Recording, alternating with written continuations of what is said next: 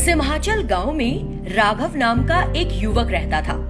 वो गरीब था लेकिन दिल का बहुत अच्छा था। एक दिन जब वो रात में सो रहा था, एक प्यासी चुड़ैल उसके घर आई और जोर से चीखी। राघव चीख सुनकर जाग गया और ये देखने के लिए बाहर आया कि हुआ क्या। उसने एक चुड़ैल को अपने आंगन में इधर उधर टहलते देखा। चुड़ैल को देखकर वो डर गया। अरे रे, डरो मत, मैं तुमको कोई नुकसान नहीं पहुंचाऊंगी। मुझे बहुत प्यास लग रही है, थोड़ा पानी पिला दो बस।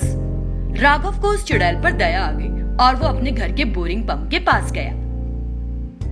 इधर आओ, मैं इस बोरिंग पंप को चलाता हूँ, तुम पानी पी लेना।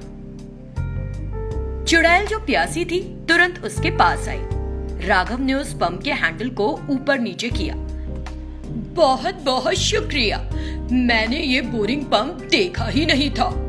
मेरी प्यास बुझाई, तुम्हारा धन्यवाद। कोई बात नहीं, तुम्हारी प्यास बुझ गई ना, मेरे लिए इतना ही काफी है। उसकी बात सुनते हुए उस चुड़ैल ने चारों ओर देखा। वो समझ गई कि राघव बहुत गरीब है। दोस्त, ऐसा लग रहा है कि तुम बहुत गरीबी में दिन काट रहे हो। तब राघव ने चुड़ैल को अपने हालात के बारे में बताया। देखो दोस्त, अब तुम निश्चिंत हो जाओ। मैं तुमको अपनी जादुई शक्तियों का उपयोग करके एक वरदान दे रही हूँ। अगर तुम रात के वक्त इस बोरिंग पंप को चलाओगे ना, तो पानी की बजाय इसमें से सोना निकलेगा।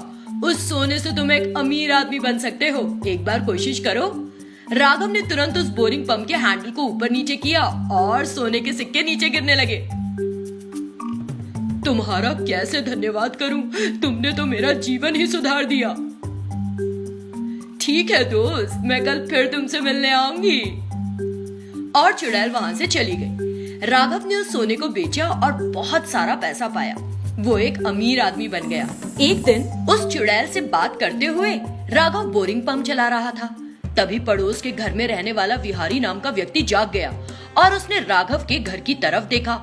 उसने बोरिंग पंप से सोने के सिक्के निकलते देख लिए। अच्छा, तो ये राज है। राघव के बच्चे, तुम उस शैतान के वरदान की मदद से एक अमीर आदमी बने हो। तुम्हें मजा सिखाना ही पड़ेगा। थोड़ी देर बाद वो चुड़ैल और राघव वहाँ से चले गए। कुछ घंटे बाद विहारी राघव के घर आया और बोरिंग पंप को चलाया, लेकिन उस पंप से सिर्फ पानी निकला। विहारी की उम्मीद पर पानी फिर गया।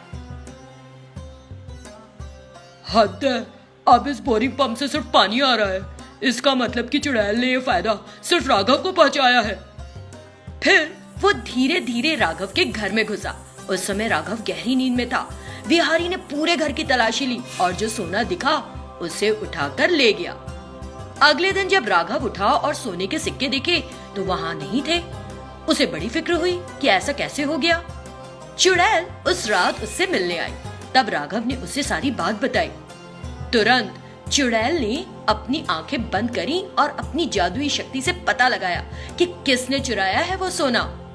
उसने राघव को भी विहारी के बारे में बता दिया। मैं बताती हूँ कि विहारी से सोना कैसे वापस मिलेगा। अगले दिन राघव विहारी के पास गया। मैं तुमको एक बात बताना चाहता हूँ। ये एक बड़ा राज है विहारी। मतलब ये कि मेरे घर पर जो बोरिंग पंप है ना, मुझे उससे सोना मिलता है। मुझे ये वरदान एक चुड़ैल से मिला है।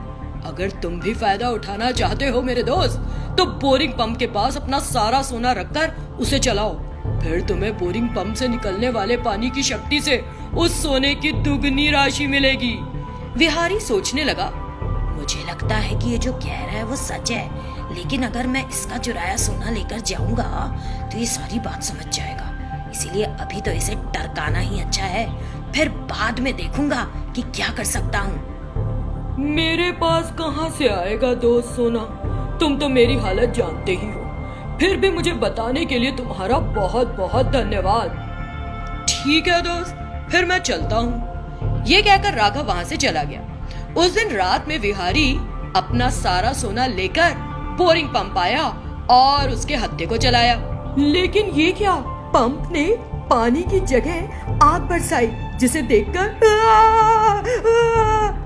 तभी चुड़ैल और राघव वहां आ गए। उन्हें देखकर बिहारी को बड़ी शर्म महसूस हुई और उसने अपना सिर नीचे झुका लिया और सारा सच उगल दिया। उसने उन दोनों से माफी मांगी।